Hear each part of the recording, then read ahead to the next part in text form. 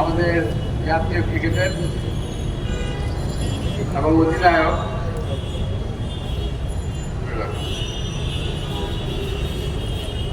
তামিম ইকবাল, তাহলে আরো কয়েকজনের কথা বলতে হবে। রোজা আছি তো, বেশি বললে আমার যেন নষ্ট হয়ে যাবে। আমার সঙ্গে চট্টগ্রামে কোন একটা প্রোগ্রামের কারণে চট্টগ্রামে গিয়েছিলাম, তখন ওরাও ওখানে ছিল একই হোটেলে। সমস্ত নামি দামি ক্রিকেটাররা হোটেলে ছিল। তামিম ছিল, সাকিব ছিল, আরো দু একজন। তো ওখানে আমি খেয়াল করেছি রক্ত, বংশ এবং মর্যাদা এটা আলাদা জিনিস। আচার আচরণ ছিল তামিমের একটা বিশিষ্ট আচরণ ছিল, ভালো। অন্য যেগুলো ছিল ওগুলো তো নায়িকা বললাম আমার হারানোর ভালো। তবে হ্যাঁ, এটা হতে পারে। আমি আগে একটা কথা বলেছিলাম, বলি তাই, কোনো ভদ্রলোক আওয়ামী লীগ করে না। বলে মানে যদি কোনো ভদ্রলোক আওয়ামী লীগে বিএনপি মানে আওয়ামী লীগে চলে যায়, সে তাৎক্ষণিক বেরিয়ে যায় ওখান থেকে। এই তামিমের ঘটনা বলতে গিয়ে কথা আমার মনে হলো, একদিকে যখন তামিমের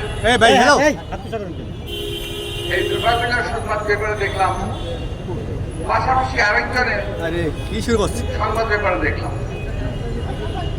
একজনের টাকা বাজেয়াপ্ত হয়েছে, আরেকজন হাসপাতালে মৃত্যু নিয়ে পাঞ্জা লড়ছে। আপনারা দেখেছেন না পত্রিকা? এখানে আদম বেআদম আওয়ামী লীগ বিএনপি জবাব হয়ে গেছে। এখানে কি করবো ভাই, অনেক স্টোরি।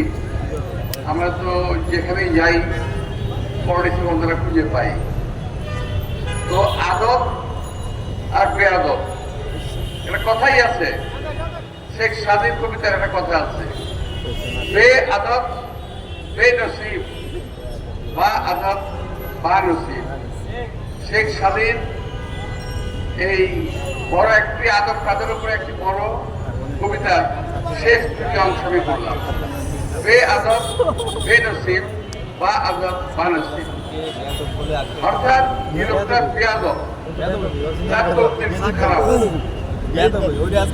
হয় কিংবা হয়ে যাবে, আর বা আদব যার আদব কায়দা আছে তার তকদির ভালো থাকে। এটা কিন্তু আজকের পত্রিকায় প্রমাণ হয়ে গেল।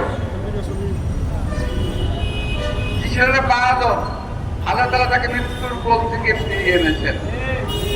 আমি পরম দয়ালু করুন আল্লাহ তাআলার কাছে আমি শুকর গুজার করি, কৃতজ্ঞতা জ্ঞাপন করি আমার একটা ছেলেকে যার দিয়ে একটা আপনাদের তিনি আমাদের মাঝে ফিরিয়ে দিয়েছেন। পত্রপত্রিকা যা দেখেছি, যা শুনেছি, তাতে তার ফেরত আসার কথা না। এবং এমনই একটা হসপিটালে তার স্ট্যান্ডিং করা হয়েছে, রিং লাগানো হয়েছে, যে অত্যন্ত অখ্যাত একটি হসপিটাল গ্রামে। সে ডাক্তারই বলেছে যে আমরাও ভাবতে পারি নাই যে এত বড় একটা কাজ আমাদের হাত দিয়ে হয়ে যাবে। ডাক্তারই বলেছে। প্রিয় ভাইরা, এটা হলো যাদের আদব কায়দা আছে তাদের লক্ষণ, আর যারা বেআদব তাদের লক্ষণটা কি আমি আর বললাম না। যাই হোক, আমি আমাদের এই দেশের খ্যাতনামা তারকার আশু সুস্থতা কামনা করছি পরম দয়ালু করুন আল্লাহ তাআলার কাছে। আল্লাহ তাআলা তাকে সুস্থ করতে পারবে শীঘ্রই আশা করি। এবং সে যে জায়গা থেকে বেঁচে এসেছেন, সেখান থেকে যখন বেঁচেছেন, আল্লাহ তাকে নিশ্চয়ই আরো দীর্ঘায়ু দেবেন এবং ওকে দিয়ে দেশের আরো ভালো কাজ করাবেন বলে আমি বিশ্বাস করি। আমাদের নেতা তারেক রহমান সাহেব এই বিষয়টি খুব গুরুত্বের সঙ্গে নিয়েছেন। তিনি ব্যক্তিগতভাবে খোঁজ খবর নিয়েছেন এবং আমাদের দলের উপরে ইনস্ট্রাকশন দিয়েছেন তার জন্য একটি দোয়া মাহফিল করার জন্য। এটাতে বোঝা যায় যে আমাদের নেতা তারেক রহমান দেশের মানুষ সম্পর্কে, ভালো মন্দ মানুষ মধ্যে অনেক কনসার্ন, খোঁজখবর রাখার চেষ্টা করেন এবং খোঁজখবর করেন।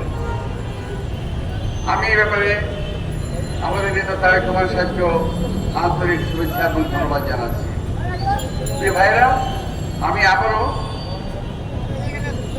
আমাদের এই প্রিয় তারকার জন্য দোয়া করে এবং আপনাদের কাছে দোয়া কামনা করে, তার পরিবার পরিজনের জন্য দোয়া কামনা করে, তার দীর্ঘ কামনা করে বক্তব্য শুরু করছি।